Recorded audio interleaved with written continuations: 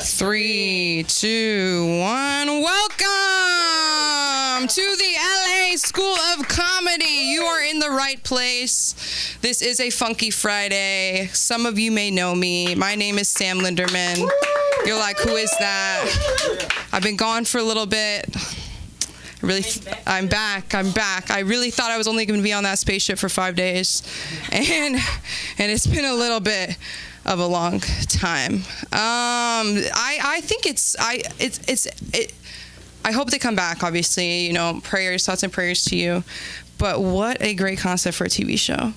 Like, I would watch that. It's like man and woman in space, 2 astronauts, 1 pee bag. Like, I don't know. Do they have Wi-Fi in space? Does anybody know? Does they have Wi-Fi?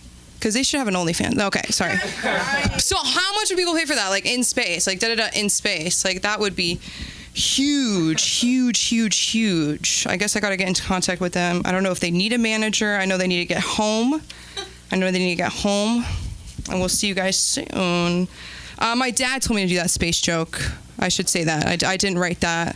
I didn't steal it, but it's like, Dad, yours dad, right? It's like, that's, give it up for dads. I mean, I don't know everyone's relationship with their dads, but when they're there, it's great. It's awesome. Shout outs. My parents, they can sometimes be a little bit overly involved in my life. You know what I mean? Read my journal. They go, well, you left it out. Okay. Fair enough. You left it out. I remember one time I get this text from my dad. It's one of those texts you have to click on because it has an arrow and you have to read more. Freaky. And he goes, Samantha. And I'm like, shit. I was named after a Sam. You know what I mean? So it's like a hardcore antha at the end. Samantha, your mother. I have a mom. I don't know who mother is. We're not in England. Your mother has found some hardcore porn on your computer. And I've never seen her this upset. And I'm like, that's not true. You get her more upset every day. You're just worried that she's going to go on your computer. Whatever. No, I'm kidding. And I read the whole text and I'm like, oh my goodness. Like, what am I going to do? And I call my mom. First question. Everybody probably would have the same question. What were you doing on my computer? Right? She goes, it was falling. It was falling, and you logged in, and you pressed play, and you took notes, and you rewinded, and then you went and got Dad, and you guys put it on the Apple TV, and you watched it to get, like, what are you talking about? It was falling. What does that even mean? Break that down for me. And you're probably asking yourself what was on the computer. I'm 16 at the time. Like, I'm 16 years old. It's COVID, whatever. Every excuse, COVID. Of course. 2 tabs open. How to give a good blowjob. I'm crying. Are you crying? Front row's crying right now. Show just started. Tears. Splash zone. Tears in the front row. How to give a good blowjob. How to suck good cock. I look back. I go, I understand why she's upset. I should have said how to suck cock well. Okay. Grammar's important. Okay.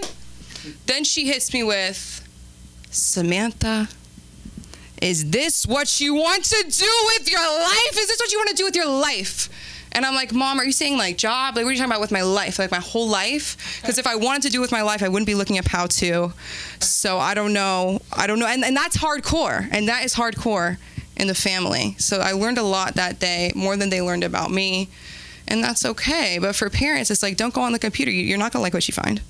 You're never going to like what you find. You know what I mean? Or you're going to be seeing bought stuff on Amazon, like whatever. I work at a school now. I work with kids. I'm not a teacher, so don't clap. But I work at like an after school program. The kids are like anywhere from like ages 4 to 11. And I feel like a boomer. Sometimes they make me feel like shit. You know what I mean? They're like, you're so cringe.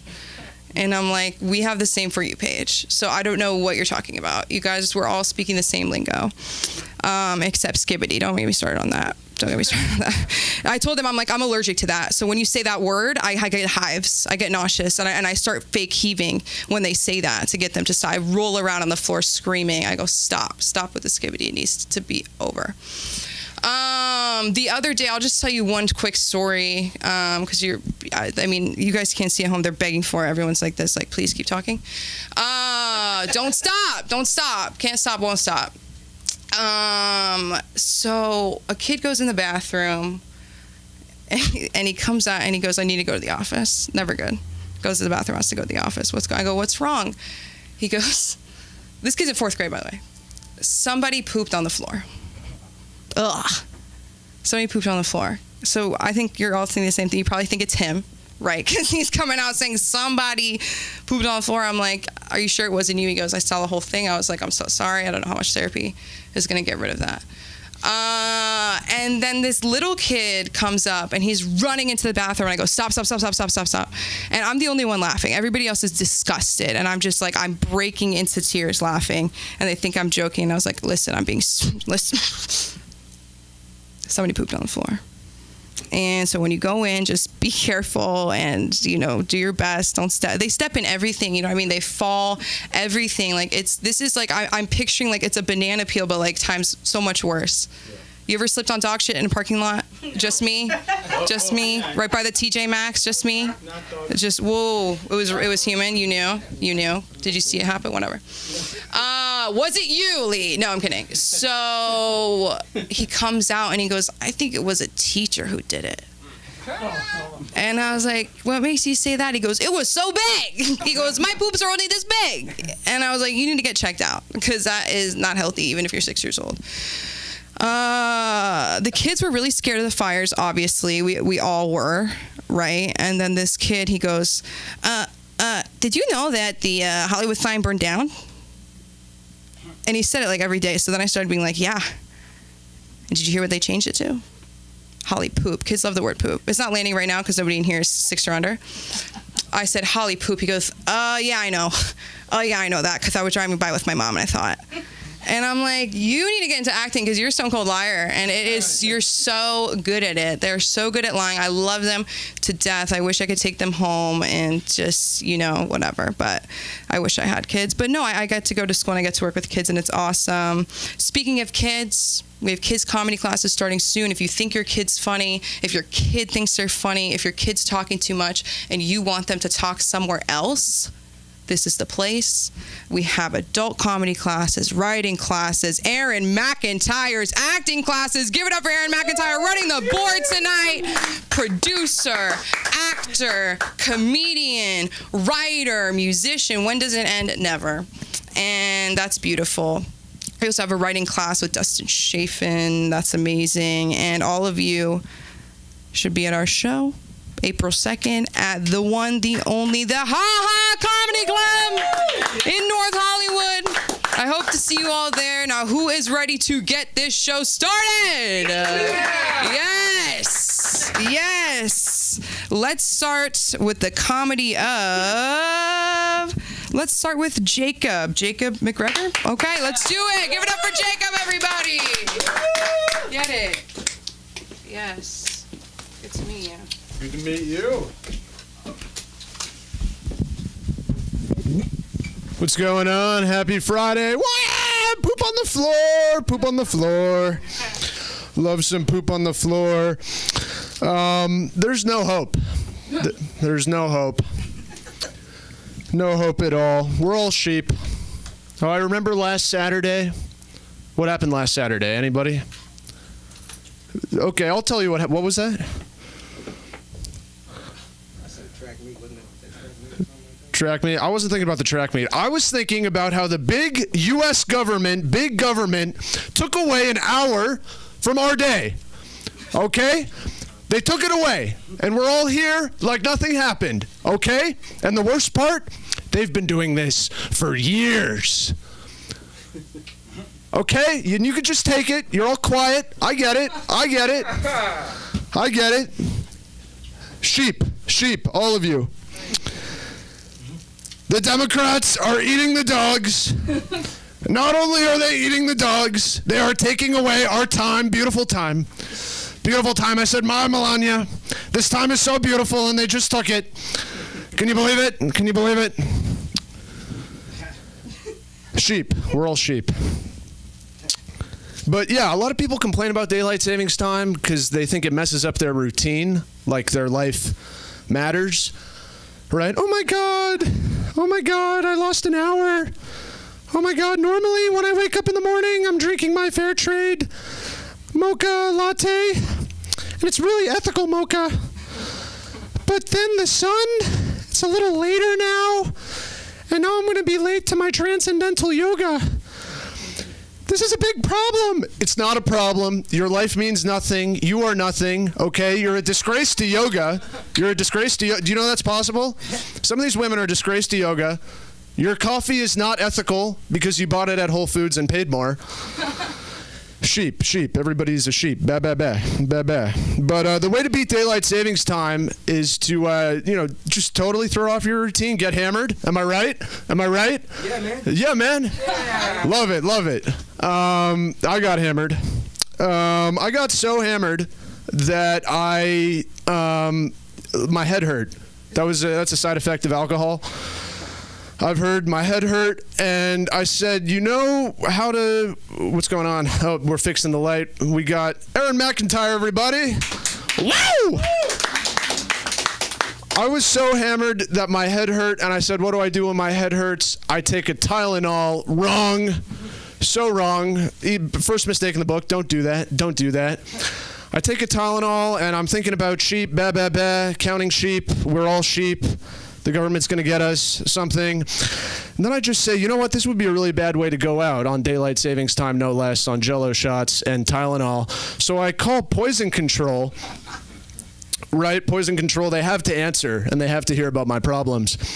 So I call Poison Control, and I say, hey, I think I'm fine. I'm just a little freaked out. Drank a lot. I'm super cool. I drank a lot. The women were all over me. And it was just so sore from being so awesome that I took Tylenol, but you're not supposed to do that. And then, he's rolling his eyes. I could hear it over the phone. And I take the opportunity to start hyping myself up, right? So I'm like, I'm a pretty big guy. It's not really going to affect me. Like 6'2", 180, bench 225, right? On a good day. Squat 315, that's not a lie. Okay, maybe the 225 was a stretch.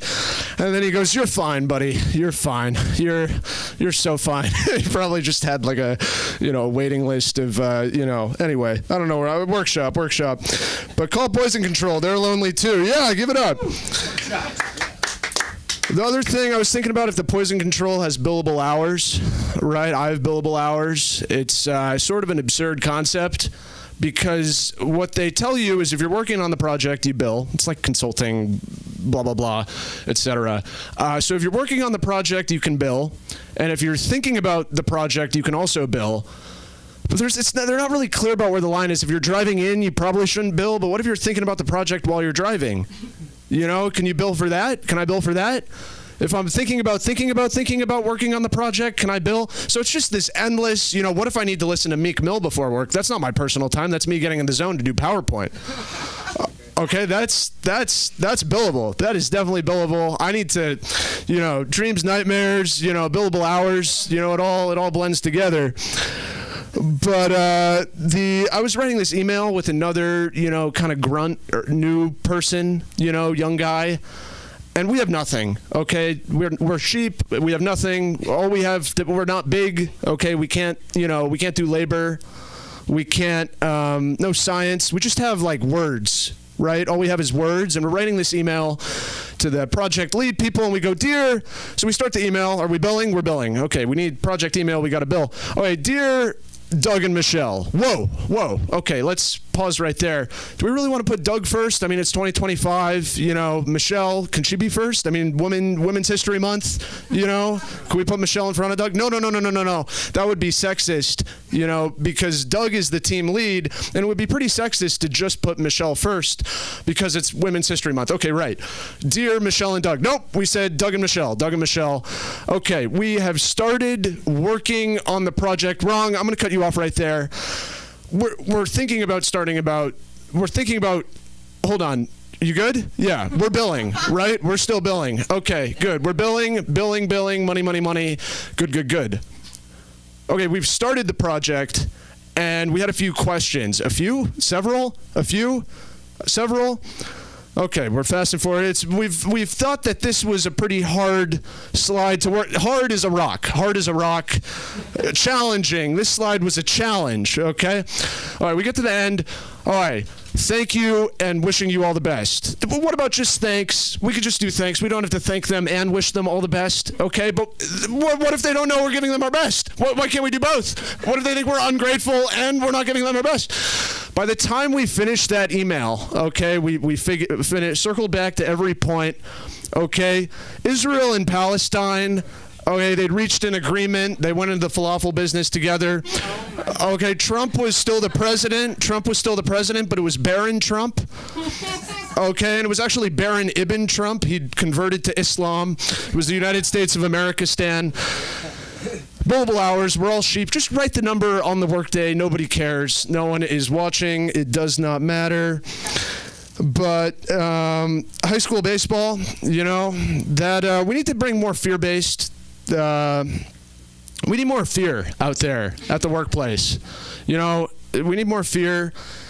And my high school baseball coach, he inspired a lot of fear. He really liked the word frig. You ever meet someone who likes the word frig? Like he could say, hit the cutoff. Baseball? People know baseball? Yes. See the light, thank you. So you hit the cutoff, but it was hit the friggin' cutoff. Let me friggin' tell you. And he would sort of get mad, He would get mad, and he'd get intellectual too. That was what really threw me off. He'd say, you swing and miss, and he'd bring up physics, and he'd say, just because you're on a friggin' baseball diamond, do you think the friggin' laws of physics don't apply? The friggin' ball's coming in on one plane, and you're swinging on a completely friggin' different plane. He would also toy with you, right? He would toy with you, and it wasn't all one speed, which was the worst part. Sometimes he'd slow it down, pacing. He'd slow it down, and he'd say, look, McGregor. That's me. I'm McGregor. He'd go, McGregor, nobody likes you, okay? Nobody friggin' likes you. Except one person likes you. And it's, you're lucky your mother was included in the survey. Okay, your mother was included in the survey. And she only said she liked you because she felt bad. She said, well, what if he finds out his mother took the survey and didn't like him? That would just be the worst. So, you're on the emotional roller coaster. Oh my God, nobody likes me. One person likes me. Who is it? Oh, my mom likes me. I had a suspicion. Oh, what's that? Oh, she did it because she wanted to be nice. Oh, that's horrible. I'll leave you with one pickup line. I also worked with kids at one point. I was a summer camp counselor. You don't have to cheer. Also not a teacher. I like that rule. But I was thinking, my grandparents stormed the beaches at Normandy, right? They fought for all these liberties. So I could tell kids not to masturbate in front of each other, and certainly not to masturbate in front of Nurse Meg. Right, and they do all these stupid pickup lines when the girls' camp would come, and they'd be like, "Are you the farmer's daughter? Because you could sure raise my cock," that type of deal. But I have a little hope. There's no hope, but I have a little hope. Some of these kids had these out there pickup lines, like, are you a wall? Because you look like you could have divided Berlin during the Cold War. Like, he got the pacing, but he didn't get the content. He said, are you a underprivileged minority? Because you look like you might have suffered from systemic racism. Right? And the kicker, are you a terrorist? Because I'd blow up with you. This kid's going places. But all I could say to him after that was just, don't you friggin' know I want to friggin' blow up with you. Anyway, you've been great. You've been pretty good. We had some texting. Much love. But I'm Jacob McGregor at JMacHaha. I'm going to be at Haha's Comedy Club, not on the 2nd, on the 20th. Thank you very much.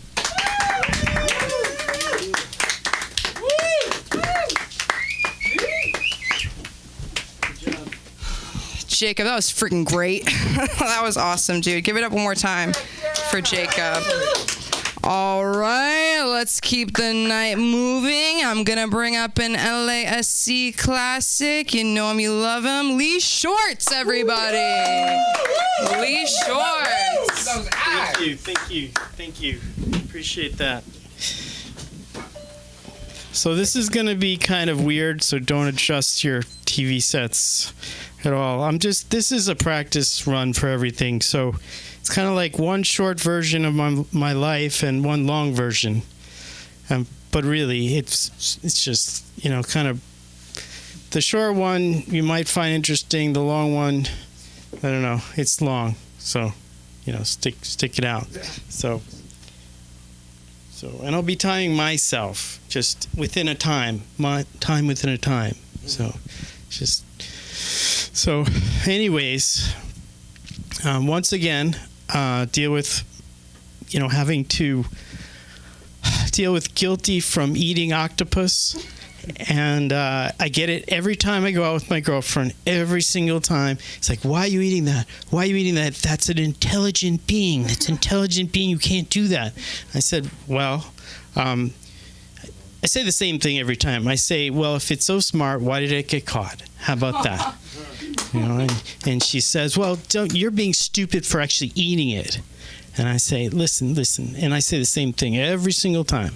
I say, then, okay, if you're so smart and you're calling me dumb, okay, why are you with me if you're so smart?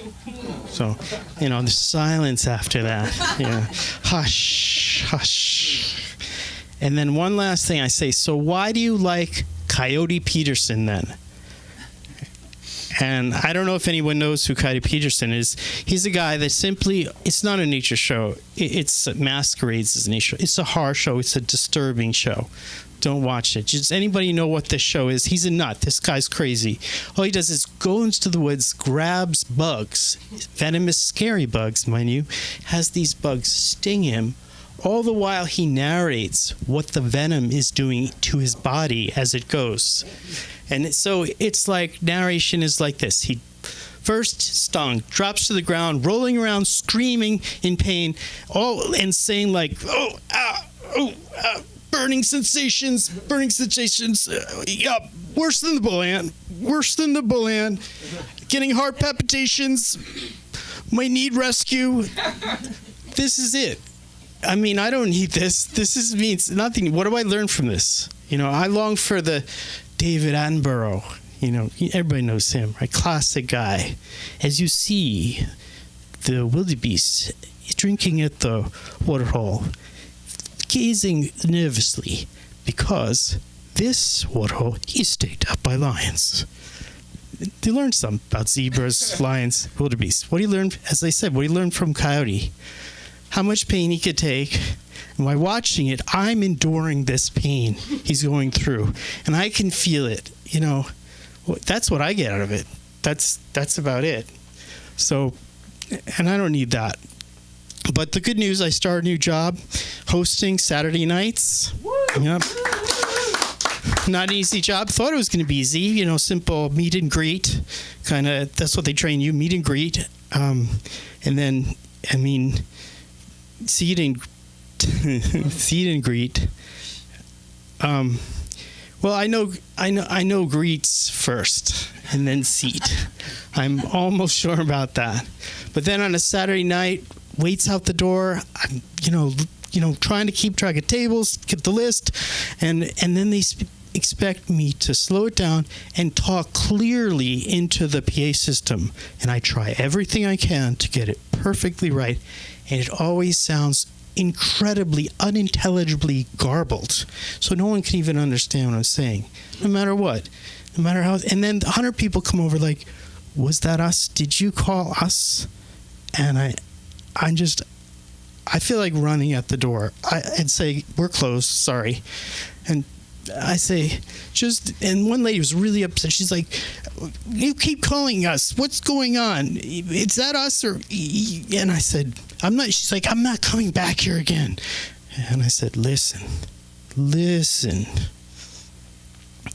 Next time when you hear me, think of your name in the most garbled, unintelligible fashion, and most likely your tea will be ready. And come on over. And she kind of looked at me like, what's wrong with you? And this look, And then, because I don't think she liked my response at all, my answer. But I did. I liked it. I liked my answer a lot. I stood my ground and didn't let her shake me and got through the night. And that was the important thing. Not easy. Got through that night, then come home to this ridiculously, sickeningly happy golden retriever that just loves me unconditionally. Same greeting every single time. Love you, love you, love you. Love you, love you. I don't care what you've done. Just give me a biscuit. You could have robbed an old lady. Still love you. You know, I'm sick of that. I had enough, you know.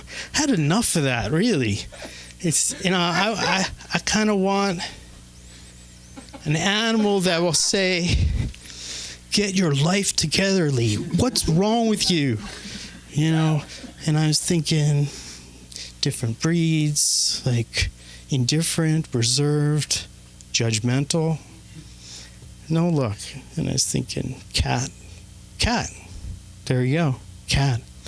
So I'm thinking, oh, cozy on next to the cat. The cat's like, what are you doing? And he's like, you look terrible.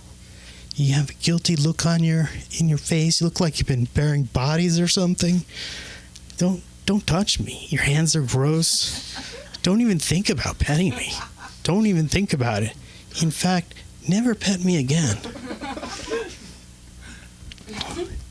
So, but maybe, you know, that's maybe what I need. I need that.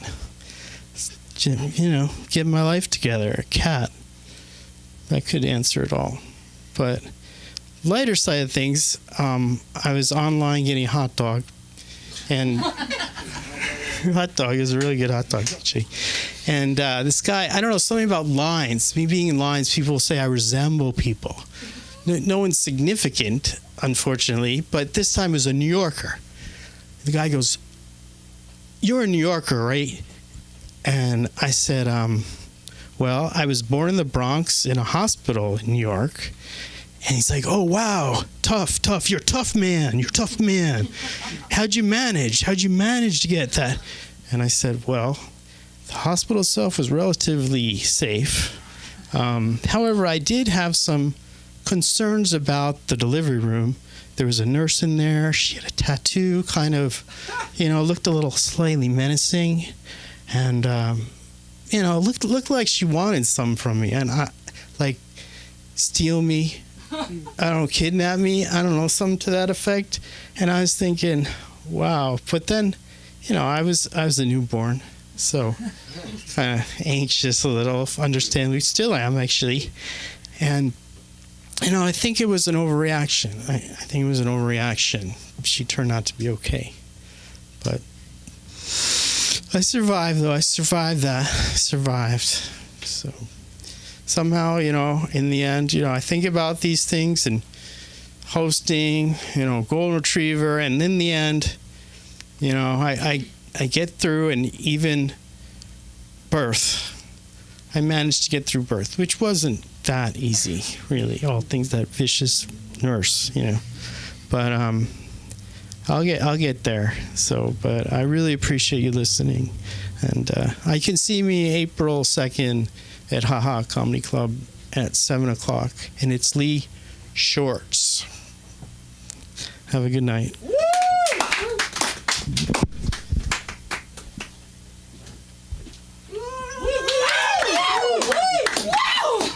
Give it up for Lee Shorts, everybody. Not to be confused with Levi's jeans. Give it up for Lee Shorts. You say you want, you know, something in your life to tell you about how much you need to get your life together. I will let you have lunch with my mother whenever you want. Whenever you want. You can tell my dad. That'd be good. I'll give you my mom's number. Yeah. Mommy watching? Dad, are you watching? Who's watching? I'm watching. And everybody should be watching this next comedian, comedy's next big thing, right here, live from LA School of Comedy. Let's give it up for the comedy of Julio Lemus, everybody! How's everybody doing? Doing good, I hope? Yeah. Hell yeah. Now I know you're all wondering, why is he wearing a suit? Is he gonna do a funny bit? Maybe. Is he going to say something funny? I don't know. I'm wearing this to let Trump know I'm not Ukrainian. Yeah. Yeah. But do you guys see Trump's address to Congress recently? Yeah. Yeah, I saw it in my mom's house, and he says English is the official language of America now. Can you believe it? English is the official language. Now, in my mother's house, we're only allowed to speak Spanish. But when I heard that, I turned off the TV. I ran to my mother and said, Mom, in this house, we only speak English now because Trump said so. And you know what happened? I woke up in a hospital the next week and she says, ¿Qué tú dices a mí? ¿Qué tú dijiste? Inglés en mi casa, seguro. Yeah. But I'm really interested in politics and all that. I like seeing politicians speak and all that. And one of my favorite people to see speak is Bernie Sanders. Because, well, have you ever seen a Bernie Sanders speech before? Perhaps the funniest thing you'll ever see. You know, his glasses start out here, right? This starts out here, right? Then 5 minutes in, he starts waving his finger. His glasses go down a little bit. And then he starts talking about the 1%. His hair goes up a little bit. Then his glasses go to the side. Then it falls, hits him in the foot, and it hurts his foot, and then he admits he is the 1%. Yeah. But I am very young, as you can see. Well, I look 40 in reality, but I act 40. But I'm 14, and I was in middle school last year, you know, and relax, yeah, yeah. But there was a middle school dance in 8th grade, right? Now, the middle school dances are weird because all the guys are trying to be cool, Casanovas, you know. So like for the entire week before the dance, all the guys were, you know, practicing on how to dance. They were like, you know, you know, trying to learn how to dance, right? And then the dance comes, right? And all the girls are standing like in a line, and all the guys go up and we're like, hey, you want to dance with me, please? You want to dance with me, please? Could you be so kind? Can you please dance with me, please? And they all say the same thing. Ew, no, get away from me. I'd rather be with my friends. And then all the guys went into the corner, and then we're like, oh, that's sad. Every guy knows the corner of the dance. Everyone knows that. Yeah. Just me? Oh, okay. Man. Yeah. But I'm now a high school freshman, and I had a winter formal, you know, and I went to the winter formal. It was very fun, and I was standing by myself toward like the middle of it, right? And I'm standing there very anxious, drinking soda, and a girl comes up to me. A blonde walks up to me, perfect moment, and she goes, "I like you." I'm like, "What?" And she says, "I like you." I turn into Marco Rubio for a good 30 seconds. I just don't speak. I'm like, what? And she says, "I like you." So instead of asking for, let's say, her number, or do you want to dance, or do you want to hang out, or what's your name, I go, "My name's Yuli Lemos, nice to meet you, yeah, future president." And yeah, but you know, as you can now see, I am single, yes. But I joined high school theater because I knew I would be the only straight guy in high school theater, right? And I was like, oh, I'm going to be with all the girls, right? Little did I know, I'm the only straight person in theater. Yeah. I'm stuck now. I'm stuck for the entire semester in there. And now the entire high school thinks I'm gay. But whatever at this point, you know. Yeah. Yeah. Yeah. I can sense people are like, yeah, I remember that. I was in that position. Yeah, I thought the same thing. Yeah. Oh, now I'm stuck here in the entire semester. Can you believe it? But I would like to do an impression for you right now, if you guys don't mind. This impression is equivalent to 3 people. Yeah. Now, it's good job. Yeah, but it's equivalent to Adolf Hitler, Elon Musk, and my grandpa after 6 beers. Yeah. I'm screwed if college sees this. The colleges see this. They're like, "What did you mean by that? What did you mean by that?" I'm like, "I don't know." Yeah. But let me tell you, when I started doing stand-up, my dad says, I need to stand still, stay grounded like Johnny Carson. And I said, "Why? Is this too distracting for the audience, moving around like this?" Yeah. I told this joke to my friend. It's a clean joke, as you can see. And my friend says, "Julio, you will never be funny unless you swear. You'll never be funny unless you cuss." And you know what I told him? That's fucking stupid. There you go. You can do clean jokes. I'm just not going to do it. We'll see. Yeah. But I go to Catholic school. Oh, okay. Yeah. Now you know why I'm here. But Lent has started. Now, if you don't know what Lent is, that's when you give something up for 40 days to basically say, "Oh, I'm like Jesus now," you know? And so I was thinking, theoretically speaking, could I just give something up I never had but I know I'll like? I asked the priestess, and he says, yeah, sort of, yeah. I'm like, okay, so I guess I'm giving up sex for the next 40 days. Because we both know nothing's going to change, all right? Yeah. You know, it'd be funny 15 minutes after the show, it's like, oh, come on, can you believe it? Yeah. But when Ash Wednesday, that's when Lent begins, they put ash on your forehead, right? Yeah. And I'm like, oh, this feels like blackface. Now I can be the Prime Minister of Canada. Yeah. I can be Trudeau, yeah. Yeah. Yeah. Yes, I deny all accountabilities now. Yeah. Let's see. But, you know, in theater, we had to change the lights, you know, like the hanging lights. But I have a fear of ladders and changing lights because my grandfather, you want to know how he died? He was on a ladder changing a light bulb, got a heart attack, and died. You want to know how my great-grandfather died? He was on a ladder changing a light bulb, and he died. Can you guys guess how my great-great-grandfather died? No. He was shot. That's what happens when you try winning an election in Guatemala. Yeah. The U.S. government's like, what you say? What you say? Uh-huh. We do it to our own president, we'll do it to you. Don't worry about it. Yeah. Yeah. But, let's see. This is what happens when you don't prepare. Yeah. I feel like it's a math test now. Jesus. Yeah, so all the lights are coming to me. The only difference is I can at least pass math. Yeah. That's a lie. Let's be honest. Yeah. But, let me see. You know, my dad's a gynecologist, you know? Okay. And, yeah. Yeah, I know. Everyone's excited now. They're like, continue on, my friends. We can agree on the same subject now, you know? And so I learned everything about a woman's anatomy at a very young age. So, that's what I'm saying. It's like, same here. Yeah. But, so in elementary school, in 4th grade, all the girls are taken out of the class and they learn about the period, right? And then they all come back traumatized, like they came back from Vietnam. They're like, you wouldn't believe. And I was like, Caitlin, what's wrong? Why are you gonna cry? And she's like, I'm gonna bleed for the rest of my life. And I'm like, you didn't know that? Was I the only one who knew this? I became like a drug dealer for pads and tampons. I'm like, I got it all. Don't worry, I got it. Yeah. Yeah. Yeah. But I have hitchhiker's thumb, which is basically a condition where your thumb goes backwards, right? It's a weird thing, right? And whenever I show girls this, they're either, ew, that's disgusting. But there's a small select that are like,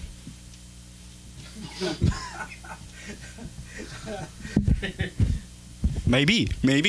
Yeah. Then they learn my personality. Then they're like, never mind, not worth it. Yeah. All right, my name's Yula Lemos. You can find me at the LA School of Comedy. Have a good night. Keep it going for Julio, everybody.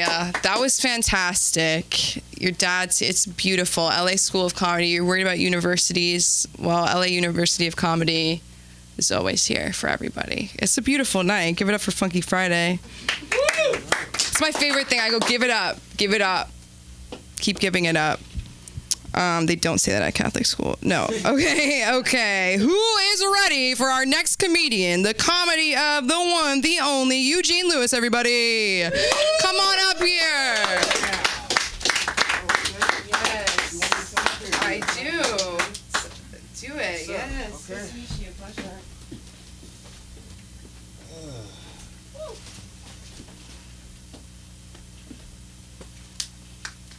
Take a sip of water real fast, you know, a little parched.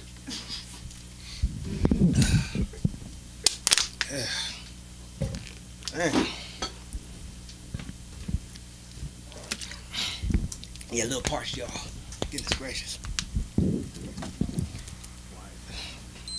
I'll tell you why in a second. The reason why it's parched because you smoke a little bit of weed. Yeah! All right? And when you smoke weed, it makes your throat dry.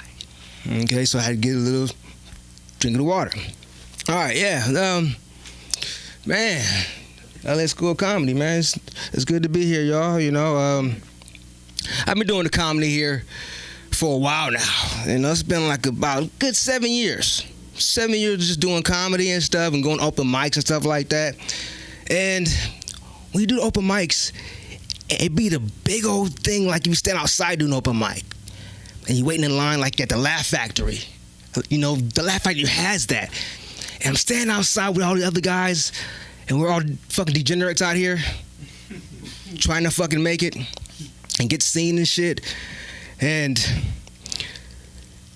this girl standing back of me, she's fine. She's fine. I said, damn, she's fine. But I'm trying to go over my lines, y'all. I'm trying to make my lines go straight so, you know, motherfuckers will hear me. It comes out clear. And this car drives by. And the girl is like, hey, look at the doggies. Look at those doggies. Those doggies look so cute. Don't they look so cute? Don't they look cute? I was like, no. No, they don't look cute. I don't like fucking dogs. I don't like fucking dogs. I like animals. You know, I respect them. You know, but I don't fucking like them. You know, I don't just want to sit up here and take a fucking dog, walk the fucking dog, and then when it shits, I gotta pick your shit up. Pick your shit up right there, buddy, and put it in your fucking pocket. So that day when I was sitting up there watching that girl, well, actually, I saw a girl walking a dog. I'm standing in line like that, right? And she picks up the fucking shit. Puts it in her bag in her hand. She goes like this and picks it up and then just puts it in her pocket. I was like, oh, she's a nasty bitch. She's a nasty bitch. Nasty bitch. I wonder what her fucking house looks like. You know? I wonder if her house looks like. I bet you her fucking bathroom was all fucked up and shit. You know? Stuff on the fucking countertop. Just disgusting, yeah. But I've been doing the open mics, you know, for a while, and that's what I be experiencing in some of the open mics and shit, you know. That'd be a trip. Man. Some things that are just funny as shit that, like you, my man, do look like Chachi. Chachi from Happy Days. But it's all good. It's all good. I give you a thumbs up too.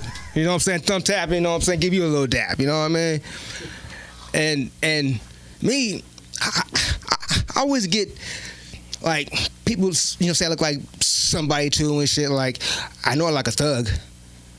You know, I know I like somewhat of a dope dealer, you know. Yeah, I did sell dope. I sold a little weed. We'll talk after. You know what I'm saying? I'll definitely hook you up, youngster. I don't know about that, youngster, man. You kind of 14. Hold on, man. You 14 years old, right? Man, I can't do that shit, man. Yeah. You trying to set me up? Yeah, man. You trying to set me up, you know what I'm saying? You came up here, man, you look like you was a broke mortician.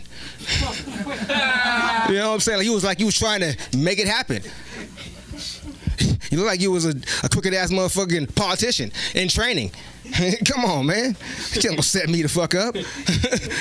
So, yeah, man, I mean, I know I look like a thug, you know what I'm saying? And I was like, man, has anybody heard of NWA? Yeah. Right? Yeah. Niggas with attitude. Niggas with attitudes, right? And I was in that movie. I was an extra in the fucking movie, y'all. I wasn't paid. No, don't clap. The nigga was not paid. I was not paid. But I did the best I could fucking do. Cause I wanted to be in that I wanted to show off in that movie. So, damn, girl, what you playing, baby girl? Oh, shit, what you playing, baby? What you playing, sweetheart? I wasn't playing. Oh, you okay. You know what I'm saying? But I was in that fucking movie. I did a sign to make sure that I would be seen in that fucking movie. I was like, I took my hat off and was like, boom, LA, quick down. So you would just see that part. You know what I'm saying? I wouldn't see it. You know what I mean? But yeah, I was in that fucking movie. And they dogged the extras. The unpaid extras. You know what I'm saying? The paid extras was getting lobster and shrimp on lunch break and shit.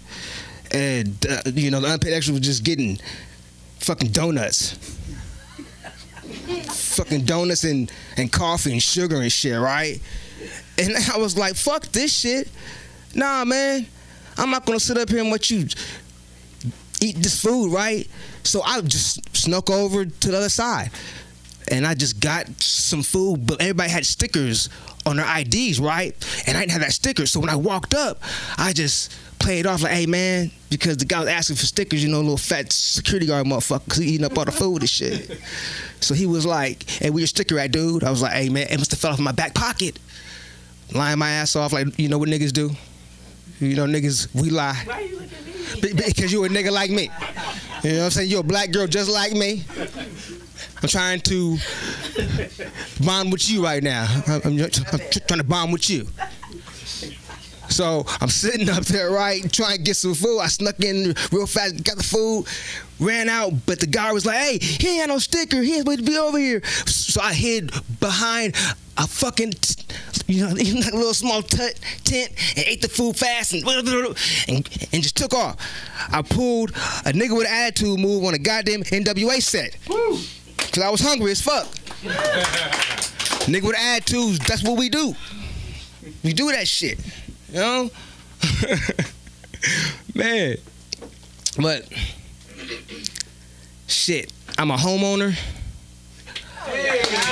See, white people say that shit, right? White people love that shit when a nigga is a motherfucking homeowner too. Shit. White people was like, hey, man, that nigga, he's a homeowner. Shit, that nigga's a homeowner. See, and I'm a fucking Negro who can say that.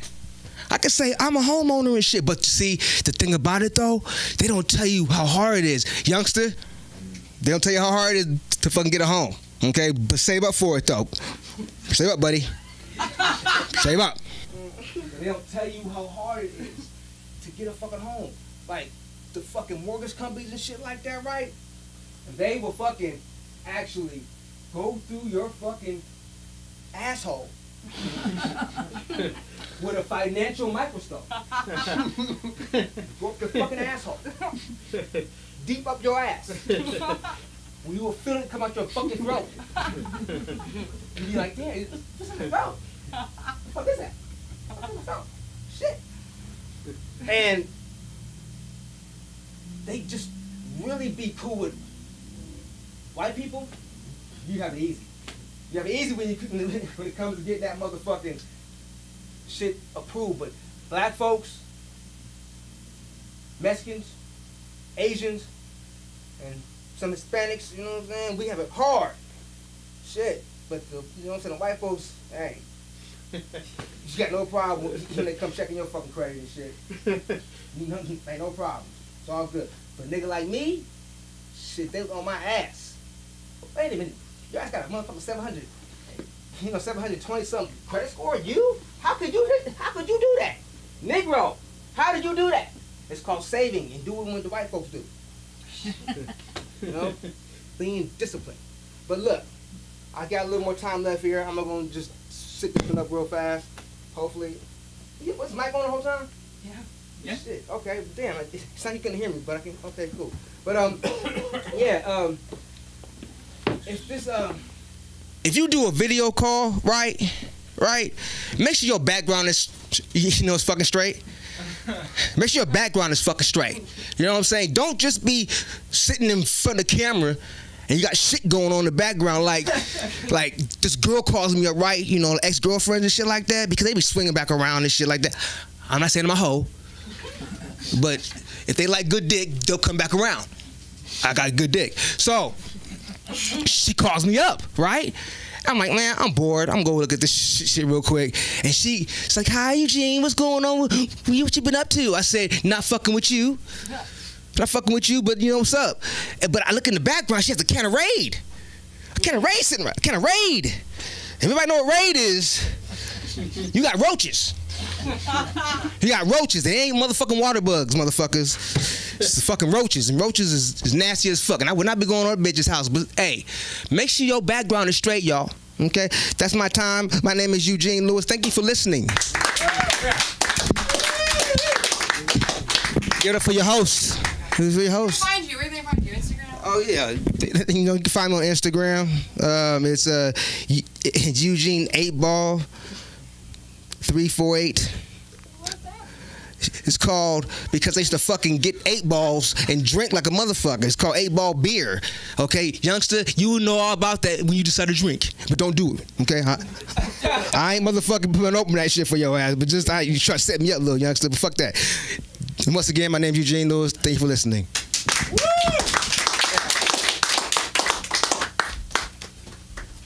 Give it up one more time for Eugene, everybody. This is not your first time at School of Comedy, is it? No. This is my first That's what.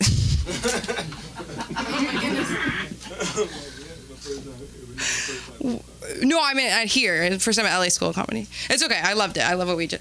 Yeah. That you were amazing. Welcome. I hope you come back soon. We're here Monday, Wednesday, Friday. I wanted to quickly say, I should have done this in the beginning, but the bathrooms are out this way. The keys should be right by the door. If you're like, where's the host going right now? I'm about to go to the bathroom for 5 minutes. But I wanted to, 2 minutes, who knows? But I want to shout out the rest of our team. Please give it up for Billy Ramirez, everybody. And Audrey Jackson. And for our next comedian coming to the stage, he is the lifeblood of this place, him and Sunda. Please give it up for the one, the only Aaron McIntyre. Thank you, Sam. Thank you, Sash. Darn it. Hi, everybody. How you doing tonight? Everybody feeling good? Good. Glad to hear it. Hey, good to see you, guy. Don't worry, I'm not going to talk like that the rest of the time. I wouldn't do that to you. I promise. I wouldn't do that. I was a weird kid, too. We're good, man. We're good. I mean, look at me now. I'm happy. Yeah, there it is. See that happiness coming out my eyeballs. There it is. So I was a weird kid. I think it was because I fell on my head a lot. I used to do this thing. There was this detective show called Mannix. The guy had motherfucking hair, you know? It's like your hair. You could be Mannix. You are like a young Mike Connors. That was his name. Anyway, there was this opening segment, right, where he's running around. He's got a gun, you know, and he's running after this guy, and then he's with a chick. Of course, you know, you got to be with a lady. And then there's one little box that comes up, and he runs, and you know where you do the thing where there's the railing? Have you ever done that, where you put your hand up and you go, and you jump over, right? You're fucking cool, right? Thought it was the coolest thing in the world when I was 8. And but we had a couch. There was kind of a circular couch, you know, and so I started doing that on the couch. I'd run, I'd put my hand, you know. And my mother kept telling, you know, saying, "Don't do that, sweet." No, she wouldn't say it like that. She'd go, "Don't do that." That was my mom. Anyway, she kept telling me not to do it, and so one day she was way back in the back. She was vacuuming, so there's no sound, right? She's way back in the back. I can do this. So I run and I jump on it, and I come up like that, and my foot caught on the back of the couch, and I went boom right on my head, knocked me out completely. Was out cold, and as I came to, I hear this. And I open my eyes, and my mom is standing over me going, "I told you not to jump on that fucking couch." And she's vacuuming around my head. That was my mom. She was the kind of mom where you come in like with a big gash on your head, you know, and say, "Oh my God, I'm bleeding." And she'd go, "Oh, just spit on it and rub it in the dirt." And it's really hard to spit on your head, you know, when it's up here. It's so she'd spit on it for me, and you know, we'd be all good. I broke my arm. She'd go, "Can you move it?" And she'd like grab it and start moving it around and stuff. Yeah, but during COVID, I went and I took care of her. See, even though I was abused, it was abuse. I went and took care of my mom, and I didn't do a very good job because she died. But she would have loved that joke. She would have fucking loved that joke. She used to like toast with a lot of butter. That's how she would say it. Lot of butter. And then she'd say, "You got me right where you want me, don't ya?" So I had her tied in her lounge chair. "Yes, mother, I have you right where I want you." She used to say, "Yeah, I'm that crazy old lady." And I'd say, "You got the wrong emphasis. It should be crazy old lady." Because she was insane. She'd do this passive-aggressive thing, you know. Anybody? Okay. How many people have mothers out there? Okay. Are they domesticated? Because mine wasn't. Definitely not domesticated mother. she'd lay there and we'd get into a fight, you know, and she'd lay there and she'd go, oh, I'm awfully cold. Oh, I'm so cold. I wonder if it's too bad there's no one around to put a blanket on me or something. God, I'm so cold. And so I go over and you want a blanket, Mom? Get away from me! That was 6 months of my life. Yeah. Wasn't very funny, I guess. Yes, I do have some physical things. Actually, ladies and gentlemen, this was not cosmetic, but I decided that since I was going in, I may as well do it, right? I got a nose job, okay? Yep, thank you. Just got a nose job. I had a deviated septum. I still can't move my fucking nose. It just will not move. Very strange. But I don't think they did a very good job because I asked for the Nicole Kidman. And this is not the Nicole Kidman. That's the one I wanted, but they didn't give it to me. I'm glad we do have some people of color, good to represent, because I don't like white people. You know, they're fucking judgmental. You know, they're always judging me and shit. You know. I feel like you guys have already convicted me, so I'm good. You know? I'm a white guy. Yep, got white privilege. Really happy about that. Wish I could give some to you, you know? I mean, I wish it was like something I could just reach into my pocket and pass it on, but fuck, I can't do it. And, you know, and they say people of color. I mean, do we have no color? None? I'm a kind of an ecru, I think. I'm an ecru, you know. That was actually my drag name, Ecru Paul. Yeah. I am an ugly woman. I gotta tell you that, man. You think I'm an ugly guy? Ooh, put a wig on me and some lipstick and some rouge. Woo. I am a dog. I'm a dog. This is a place where you can clap. I'm in recovery. Yes.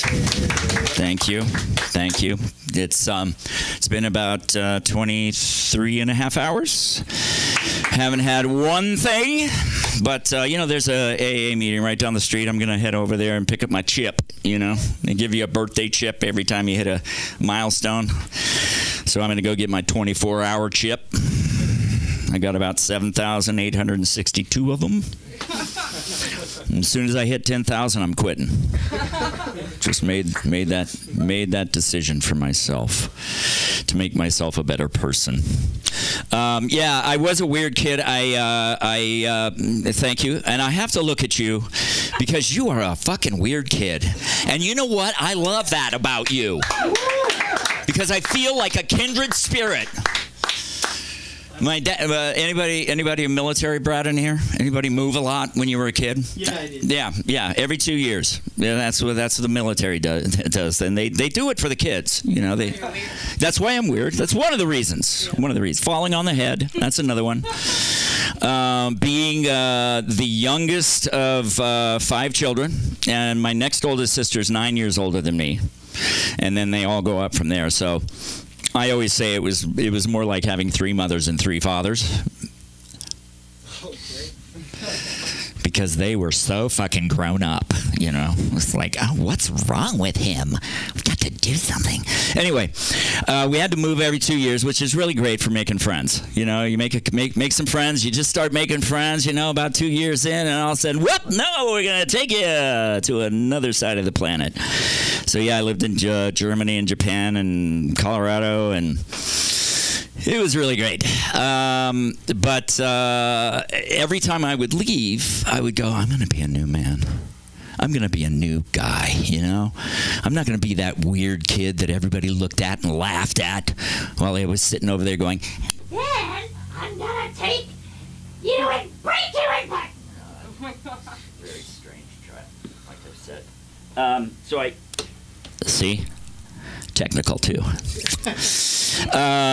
Yeah, so I go to the new place, you know, and I get all new clothes, like really cool, you know. I get like a leather jacket, you know, some bell-bottom jeans. At the time, we're really fucking, oh God, we look like ridiculous people. Platform shoes, just walking around on platform shoes. Oh, he did it again. anyway, I'd move there, and then I'd put on my garb, and I'd go to school, and I'd see this girl I like, and I go, yeah, I'm not gay. Okay. Don't know why I said that. I've only been with 3 guys. Anyway, so I would, I'd walk up, and I go, hey, what's going on? And she'd look at me, and she'd go, you talking to me? And I'd go, yes, my lady. How about today? Beautiful, wonderful weather we're having, isn't it?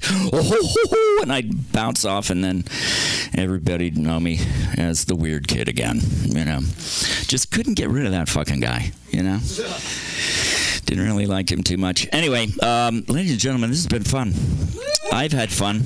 I hope you have as well. Yeah, we do have acting classes coming up. I promise I won't be weird. Okay, it's going to be a good acting class. I've been teaching for about 35 years up in the Bay Area. Moved down here. Going to start classes right here on Tuesday night. So if you're within the earshot, please come down. You can just sit in on the first class, see if you like it. And you can also find me at AaronMcIntyre.com. That's AeronMacintyre. And also on Instagram and Facebook and everywhere, because there are no other Aaron McIntyres. So let's give it up now for your hostess with the mostest, Samantha Lindemann, ladies and gentlemen. Keep it going for Aaron, everybody. Excuse me. I friggin' hope nobody here was a normal kid. You can excuse yourself right now. No, I'm kidding. It's like you can't be fully normal and be doing this. You can feel it when a normal person comes on stage. I'm like, fuck. Go to therapy.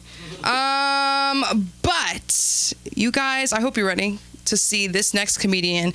She is a femme fatale, coming in hot, the one, the only. You're about to know her. I already love her. Sheila Dia!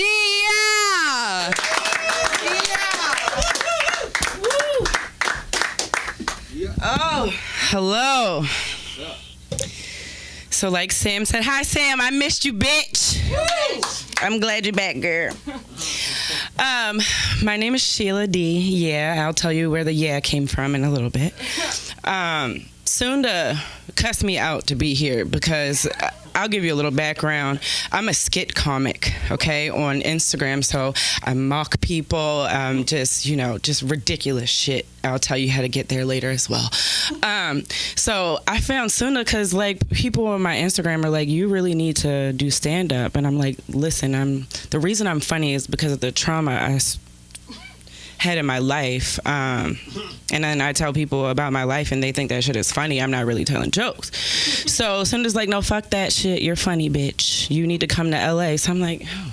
So I came to LA. She's like, it's going to be perfect. Don't even worry. You're going to become famous. Everything's going to... Bitch, LA been whipping my ass, okay? I done had a little bit of homelessness. This shit is fucking me up.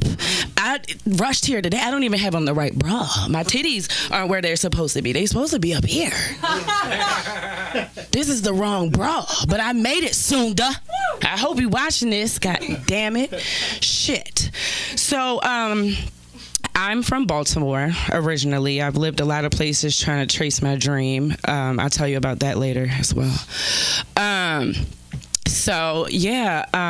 Baltimore has made me who the fuck I am. I wouldn't want to be from any other place. I don't know if any of you seen The Wire or have heard about Baltimore. I've never been shot. Everybody just like, oh, I'm sorry. When I tell them I'm from Baltimore, but yes, it was a hard life, okay? So Baltimore is notoriously known for our crackheads. I don't know if you know, we call them crackheads, but they're mostly heroin addicts. And so we believe in magic in Baltimore because we've never, and I'm 35, have ever seen a heroin addict hit the ground. And so, you're just walking down the street and all of a sudden, and you're curious. So you stop and watch for a minute. You could be late.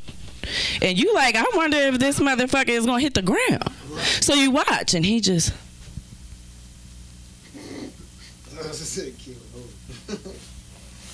knuckles scratching the ground. He still ain't wake up.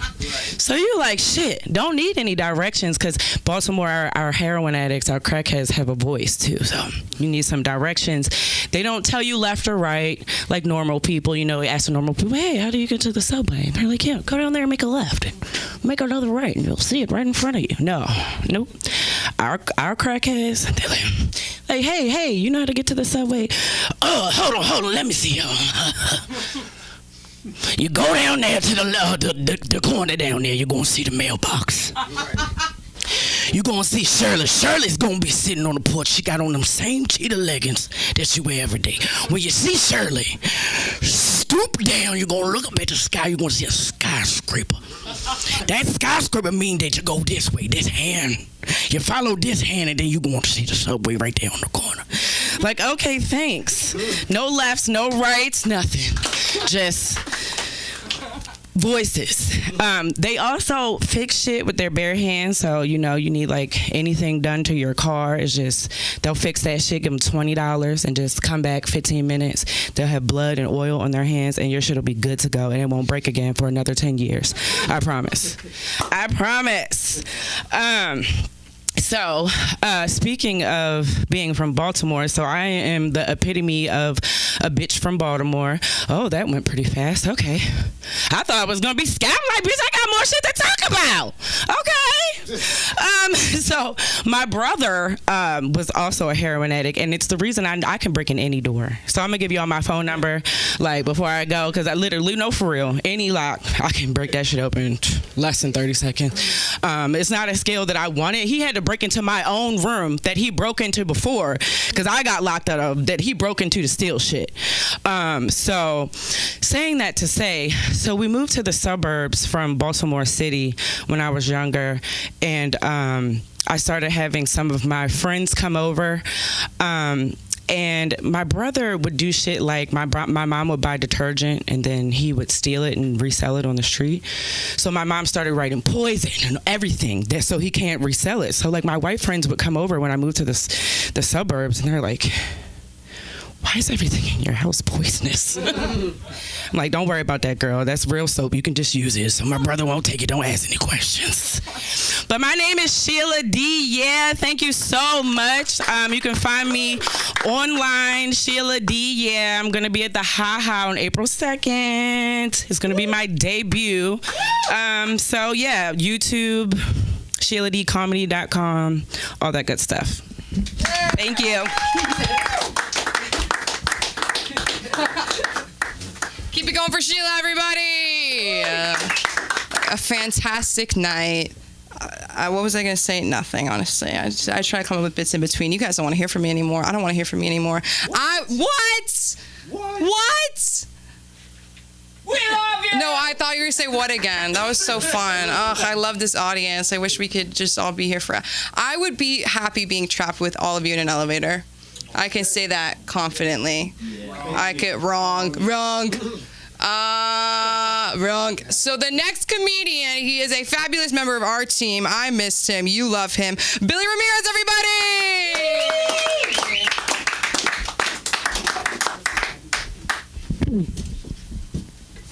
¿Qué pasa, familia? Es un placer estar aquí con... Hijo de la chingada. Aquí en la escuela de comedia. Aaron, oprima el otro botón aquí. En el otro lado. Ese, that's the one. Thank you very much. Sorry, I had a little technical difficulty here. Let's see. I'm already burning up. Oh, this is bothering me. This cable. Oh. I've been in a band before, and yeah. So now it's unplugged. Yep. There we go. We need some duct tape on that or something. I'm burning up on stage because I've decided to wear this jacket because Hunter White's been great. Been very gracious in taking photos of us, and he takes great photos, and I realized that this jacket helps cover up some of my snack weight, so I wear it less for fashion and more just for structural reasons. Let's see what I want to talk about. I made a big decision this week. I saw through the BS, did my own research, and I made a big decision to get rid of my cast iron pan. I finally got rid of my cast iron pan. I saw through all the BS. Years ago, I bought into the fad. I made some pizzas and some wings, and then I got rid of it. I stopped using it because every time I pulled out my cast iron pan, it always felt like I was about to like repair a train or embark on the Oregon Trail. I hated this old, outdated piece of technology. And it's really annoying because the way to really properly use a cast iron pan is to not wash it properly. Really, that's the whole trick, right? Actually, washing it properly is, as a matter of fact, that's the number one sin in cast iron, is to wash it properly. Instead, you actually got to just sort of get it near water and let it be oily, and then it creates this seasoning and patina, which is another word for old and dirty. Like, if your child came to dinner with seasoning and patina on their hands, like, no, go wash up. You're just disgusting. This is filthy. But I think, the part that bugs me the most about cast iron pan is fans of cast iron pans, because inevitably a fan of cast iron pan will start to just talk your ear off about, cast iron pans, they conduct heat real well. They conduct heat real well. It's like, fine, okay, but if it'll appease you, then I'll put together an orchestra called Heat, and I'll get my cast iron pan to conduct it. All right, if that'll shut you up, I think in 2025, if you buy a cast iron pan, someone in your family should die of dysentery. Yeah. Let's see what else. I felt a little cranky. It's fine because I'm a middle-aged man now. I've come to accept the fact I'm a middle-aged man. I'm a middle-aged muchacho y todo eso. And but I have to admit things. Like I like to pretend that I'm young. I could refuse to grow up, but physically there's just signs. Like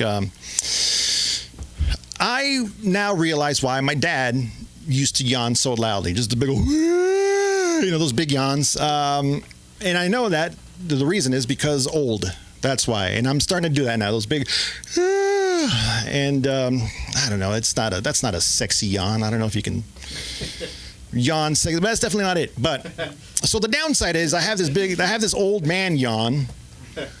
But on the upside is now whenever I go to karaoke, I kill it whenever I do a Doobie Brothers song with Michael McDonald in it. Just the, she goes somewhere back like a girl, I keep forgetting when I love. Anyways, but yeah. Let's see. I mentioned Mario. All right. Who here plays Mario games? So when you stomp on a Koopa and it turns into a shell, and then you tap it and it goes shooting across the floor. You know why that is? Turtle wax? Nah, that's stupid. That's stupid. I know. Yeah, that's dumb. That's dumb. That's real dumb. All right. Speaking of dumb, is anyone here a fan of pro wrestling? I'm a fan of pro wrestling. Don't worry. This is a pro wrestling joke. And although I always worry about talking about pro wrestling as a single man, it's kind of risky talking about pro wrestling because women don't like pro wrestling. I know there's some that do, but based on the demographics of the wrestling events that I've been to, women don't like wrestling. It's like going to a Dream Theater show for any other music nerds. Exactly, basically. That's fine. You look like a Dream Theater fan. So, yeah. Do you have a Chapman stick? No, anyways. That's, whatever. But I've been watching wrestling since the late 80s. Hulk Hogan was doing the whole WWF and all that, and I've been watching on and off since then. And I've always kind of wondered about the whole weirdness about it, because if you think about it, if you break pro wrestling down, it's basically muscly men who strip down mostly naked, get sweaty, and wrestle each other night in and night out. I would love to hear a psychologist's take on that. But also, if you watch wrestling, some of the moves are very, very intimate. Like some of these moves you wouldn't do, with your partner. So I always wonder, like, how did pro wrestling even get started in the first place? Like, 100 years ago, 150 years ago. Just imagine the first ever pro wrestling class. Some shrewd businessman who convinces a bunch of confused young men to strip down to their chonies, and it's like gentlemen, thank you for joining me here. I know that oiling each other up was a little awkward, but let's move on past that. Now, if you want to learn how to become a pro wrestler, first you got to learn some of the moves. But before you learn how to give a move, you got to learn how to take a move. So first move I'm going to teach you how to take is called the body slam. Okay, it's a very simple move. All right, all you have to do is just stand in front of your opponent, face your opponent. Your opponent places his left hand on your right shoulder, and then with his right arm, he picks you up by the taint and then drops you. Any questions? Yeah. Oh, okay. Lots of questions. Yeah. You. Yeah. Just right on the ground. He slams your body. Yeah. Well, slam body doesn't really work. I mean, body slams got more of a. Yeah. Okay. But yeah, right on the ground. Yes, you. What's that? No, it doesn't go up. It goes between. It's more for leverage. It doesn't go up. Okay. Fine. I understand that there's some trepidation. some trepidation with the body slam. So I'll teach you a different move. All right. So this other one is called a pile driver. I know it sounds rough, but it's not. Relax. Okay. It's a very safe move. Trust me on this one. Just like the body slam, you stand and face your opponent, but then you bend down, and then you shove your head in your opponent's crotch. He picks you up, falls backwards, and drops you on your head. Any questions? Oh, okay, a lot of questions. All right. Yes. All right. Yeah. Yes, you. Yes, directly on your head. Yes, but don't worry, your head is perfectly cradled in your opponent's groin. Okay, so it's fine. It's fine. Don't worry. Yes, you. Wait, what? By the way, you ever been incredulous? It's really fun. Like, wait, what? Did you?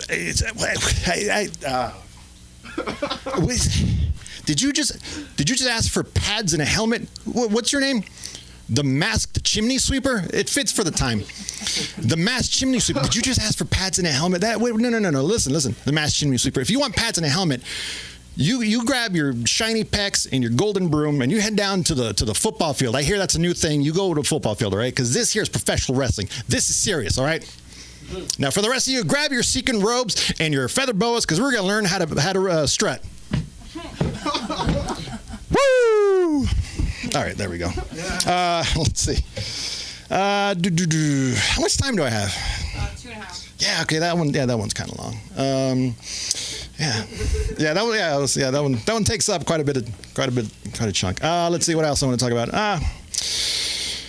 ¿Hablan español ustedes? Sí, muy bien, yo hablo español. One of my favorite things about living in LA is all the taquerias and all the Latinas as well. And as an undercover Latino, I love going into taquerias because whenever I hear someone order something like a chicken quesadilla, chicken fajitas, chimichangas, something like that, like and it's my turn to order, I just cannot resist auditioning for a telenovela that nobody's shooting. So all of a sudden, just, ¿qué tal, preciosa? It could be a dude, I don't care. Preciosa. And it could be night in the sun's of my eyes. En este momento, yo deseo 3 tacos de carne asada, una torta de jamón y una peñafiel. Gracias, por favor, muy amable. Buen provecho. Que Dios te bendiga. But I'm feeling extra confident, I'll throw in some bonus words. Entonces, por supuesto, crepúsculo. The problem is I have this face and demeanor, so sometimes I'll order in fluent Spanish, and then in return I'll get a, okay, do you want hijo de tu puta madre? Fine, Jose, I will have some of that green whack-a-mole, whatever that is. Actually, but it doesn't really matter where or when I hablo español, because whenever I do, I just go completely overboard and basically turn into one of those Latino reporters you see on the news. I don't know if anyone still watches the news, but if you do, pay attention to any reporter whose last name ends in EZ, and there's a very good chance that reporter is going to take any and every opportunity to celebrate the rich cultural tapestry of the Spanish language. And that's how I hablo español, like a Latino reporter wrapping up a segment. Something like, police don't have any further information on the suspect reporting live from El Camino Real in Santa Clara. This is Gustavo Gutierrez, el mero más chingón, tú sabes, güey, for ABC 7 News. Back to you, Nancy. Thank you. My name is Billy Ramirez.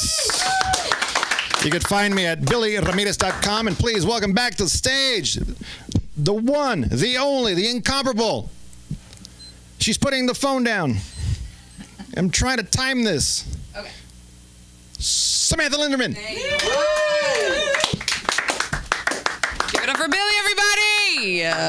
Let's get him on the news. I don't watch the news. I'll say that right now. I get news notifications when I'm watching TikTok, and I go, and that's the problem, but it's not for right now to talk about. But who is ready for the comedy of Amen, everybody? Come on up here.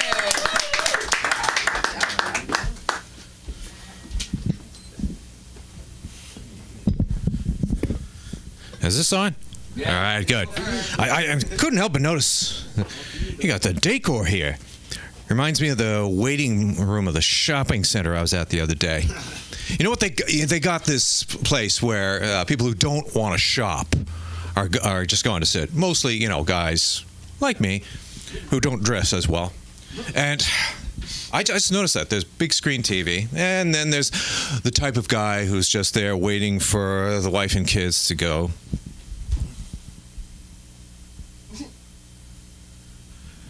Yeah, and he's just wondering, how much is this going to cost me? And then there's the retirees who actually like the big screen TV, and they're like, And then there are the ones who missed their bus back to the old age homes. And then there's the other ones where where their meds has just kicked in.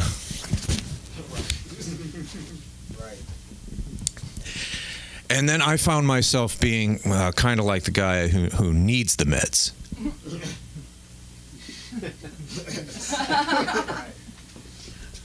Seriously. And then I realized I was one of those guys who saw the cameras, the security cameras, one in every corner of the room.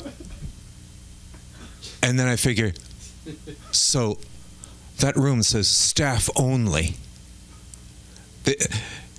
They're making the same observations I am, including this guy.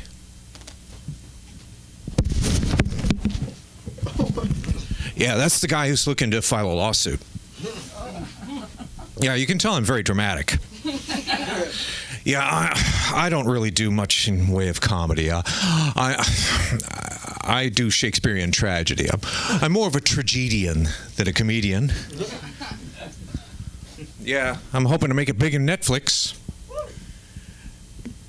Yeah, you probably saw that sermon by the bishop lady who pleaded with Trump to be merciful on the illegals, and of course, our president and his minions or heralds, sycophants. I don't know. But saying that she needs to, keep her sermons in the right place at the right time, and so she's gotten some better reviews, some better opinions from people who are saying that she was doing really well the other day. She pleaded with Netflix to, stop canceling everybody's favorite series. Yeah. You can probably tell from my hair color, I'm up there. I'm up at that age where I got a cold the other day. It was a really bad cough. My whole neck hurts. But you know what happens when people my age get that kind of sick? The arthritis goes away. Colds cure arthritis for us. Seriously, I was like, I was out at the club dancing like crazy. Seriously, it's nuts. It's totally nuts. And so I drive a lot through the city just to do some exploration when I'm bored, because if I take a walk, take a stroll somewhere, people will think I'm just too much of a weirdo. They're wondering, is he on fentanyl too? I went to this bridge that I saw in Los Feliz. Anyone know of it? It's called the Shakespeare Bridge. It's built with these medieval castle-like spires at each end. And I was thinking, wow, I must be in a really nice neighborhood that they named the bridge after William Shakespeare. Yeah, that's a really good neighborhood. And then I think, Shakespeare, the guy who wrote plays, and everybody in his play dies. They commit suicide or they get killed. They leave the kingdom in shambles. And here's this beautiful bridge, and it doesn't have those suicide fences arched up over it. Yeah, you can tell that's a really good part of town. I've been in California for, let's see. 16, I'm getting old. I'm losing my math skills. Less than 10 years, but I've noticed I love reading about trivia and history of each state. California has more religious groups founded here than anywhere else in the country. Church of Scientology was founded here. Yeah, and I used to give tours around their campus, and I'd say, there's the Church of Scientology, founded by a science fiction writer. Talk about putting your skills to good use. And those guys out in front handing out flyers, dressed in their Olive Garden waitstaff outfits. came up to me after I let out my passengers, and they're saying, "Sorry, we really didn't like your comments about us, and you're really putting us down, and they're hearing you when you drive past our door, and we're trying to get people in. You know, this is a business that we're running here." I recanted. I say, "I'm sorry, you're not a cult, you're a corporation." Seriously, yeah. But religion, you know, it's one of those things that you just don't talk about on a first date or your first show in comedy. But this isn't my first show, so it's free reign. I know. Now, so many different religions were founded. Their policy is you just practice what you believe in, and if it's profitable, preach it. And of course, everybody's into yoga here in California, especially LA, because it's about maintaining a good balance. And I noticed that here in LA, there's so many donut shops. Plenty of donut shops. Yep, good donut shops here. Lots of them, and lots of smoothie places. So they keep things in balance. Plenty of places to clog your arteries, and then you go to the juice places to cleanse them. Balance, you know? And learning deep breathing just reminded me of the time I was climbing a tree as a kid, and the tree fell into a lake while I was in it. And I was pinned under the trunk, under the water. And I had to hope that the rescue crews would see me in time. But don't worry, it came out great. I'm a Pisces, you know, the fish. And I couldn't. True story. It was quiet down there. It was kind of nice. It was like quiet, so serene. And after that, when I went swimming, I would just dive down to the bottom of the water. Usually I'd grab hold of a rock or bring something heavy with me and then just sit. And my only concern was, I'm going to have to go back up there for air. I have to go up and live again. If they could come up with a religion that keeps you from breathing, well, I guess we can't wait around for that zombie virus to come around, can we? But I say, I'd wear their robes if they had a cult like that. And so I just wanted to tell you, I do imitations. Not too many people do imitations these days. Of course, people who are famous these days are just not that, don't have a good character. But people have said, I look a lot like Keanu Reeves. And so I'll do my imitation of Keanu. I've gotten that too. But, okay. All right, the next person who asks me to say excellent is going to get a prop gun shoved up their ass. Mr. Reeves actually contacted me about that. He said, "You do a good imitation. I want you to be on my stunt team. You're going to be one of my stunt doubles." I said, "I'm a good actor, sir, but I can't do stunt work." And he said, "It's all right. I do my own stunts.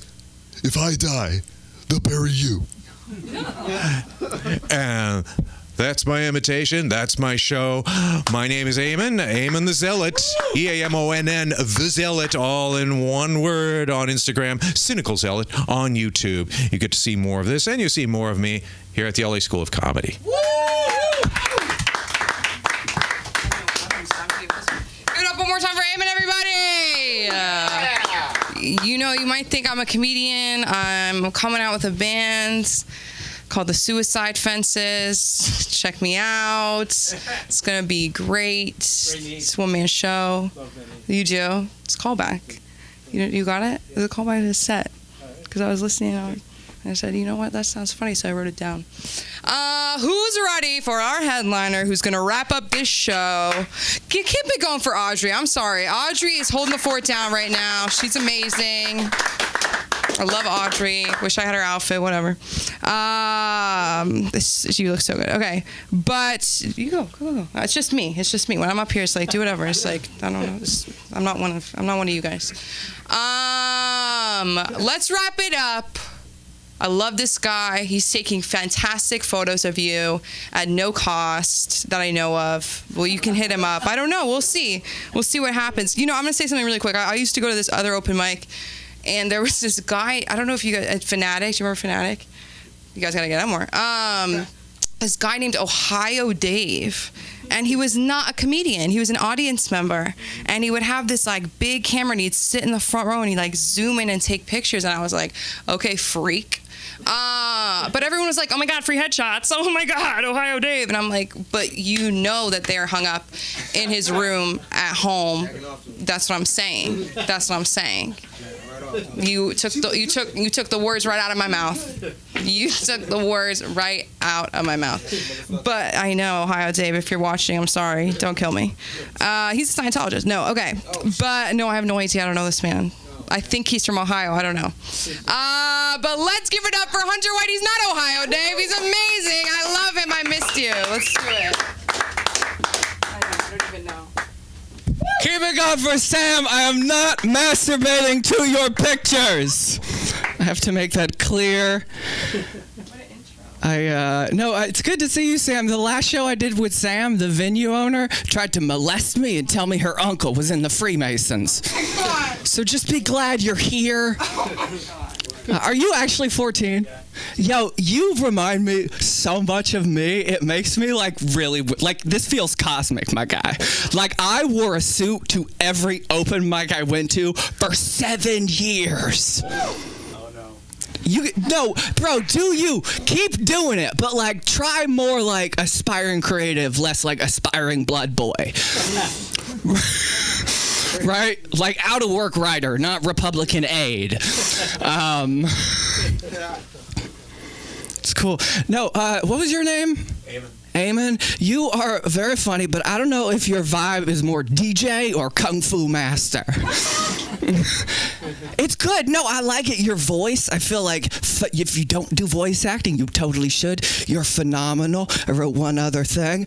And you said that you do Shakespearean tragedy, and then you said you're trying to get big on Netflix.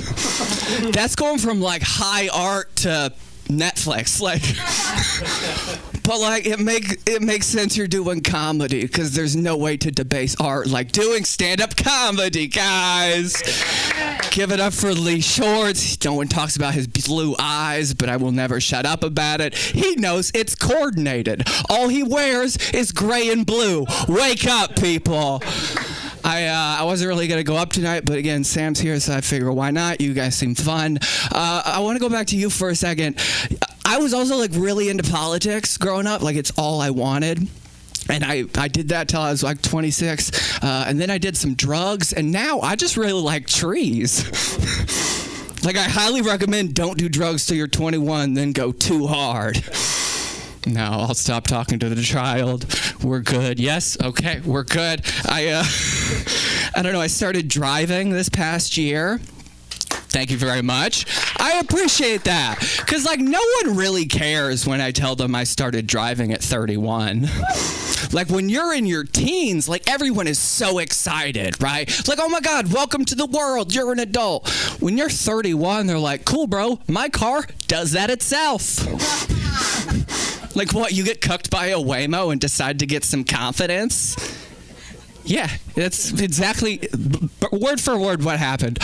And no, it's in my grand plan of trying to grow up, I guess. Because it's so weird telling this joke when someone hasn't grown up. Thank you, Lee. Focus.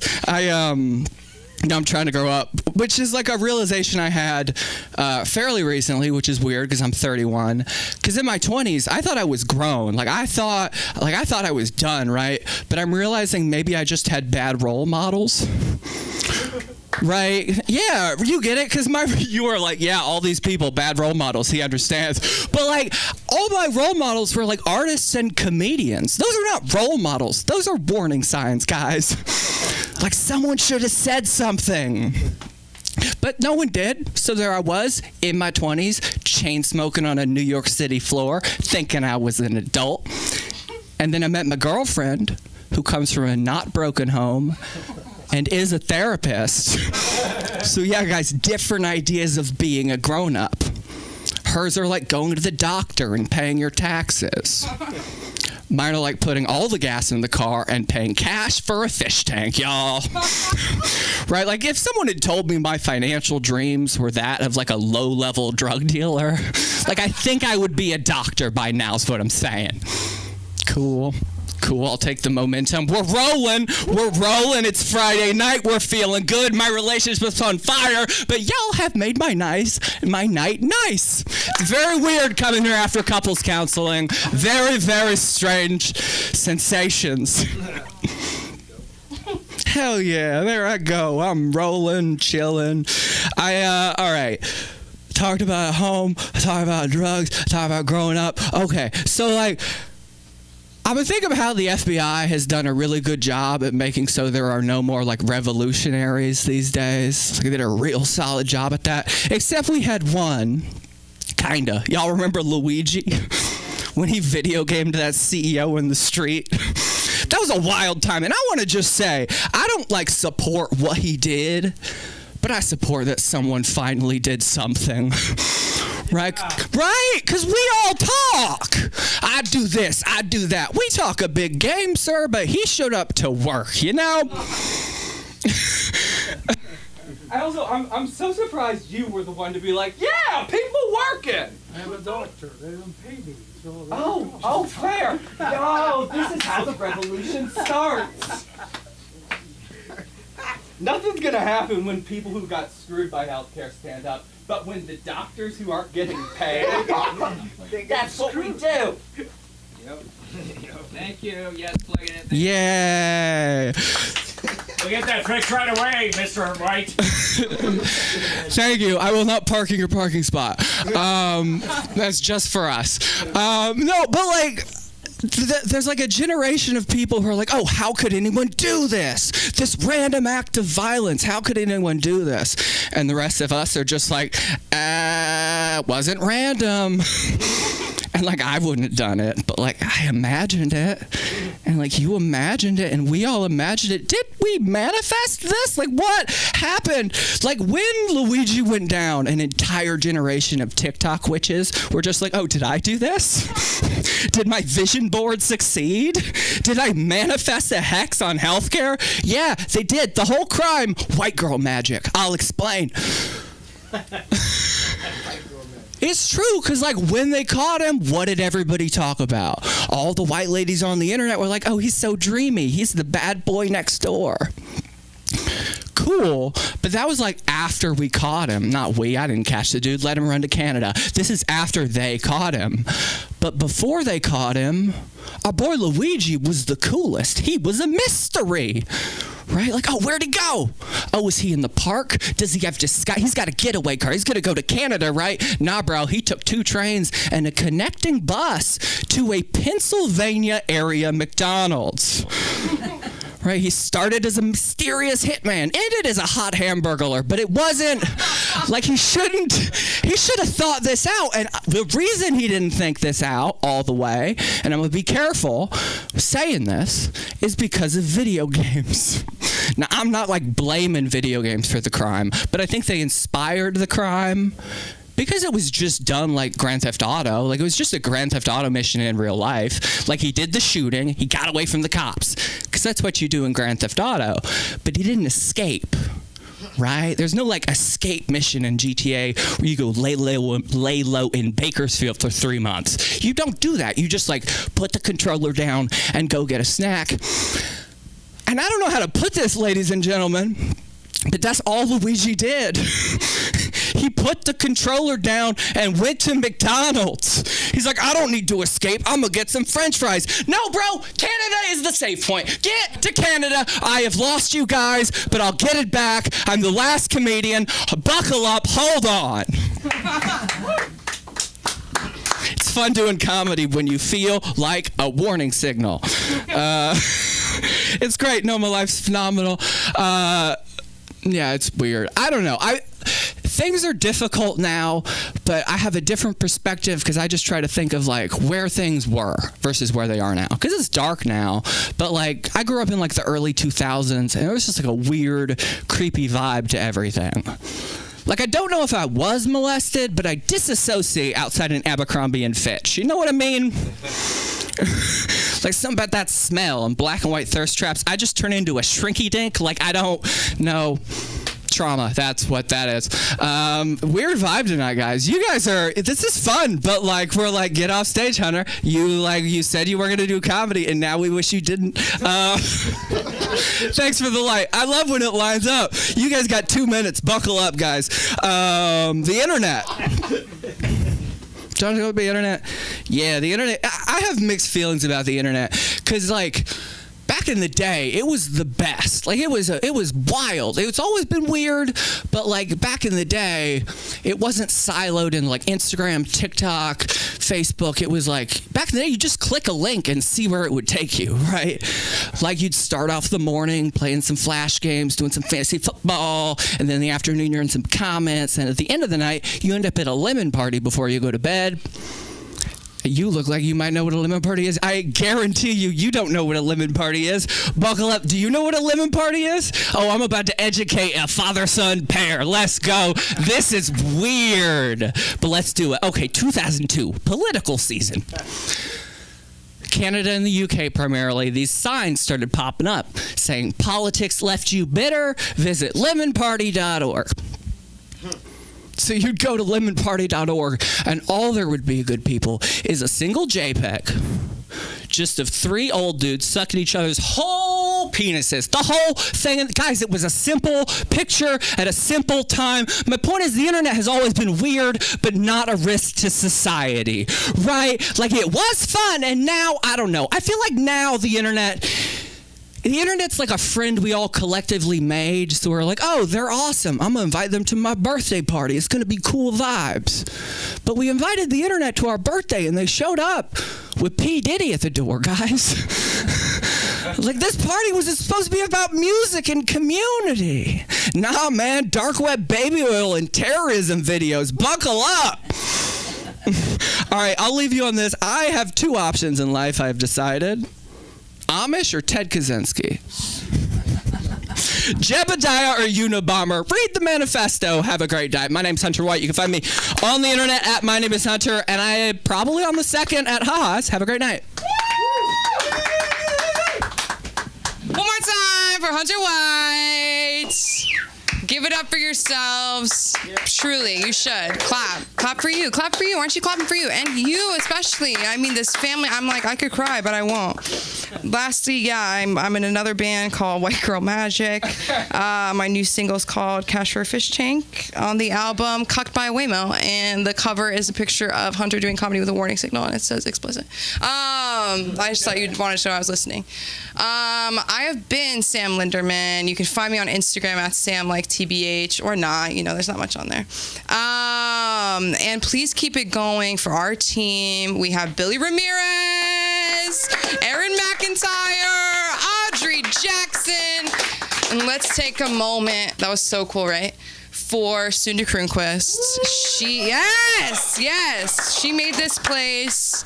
She's the woman who got me up here. You're all so happy for that. No, I'm kidding. But I love that woman, and I love this place, and I have been to a lot of open mics, and there's not many like this.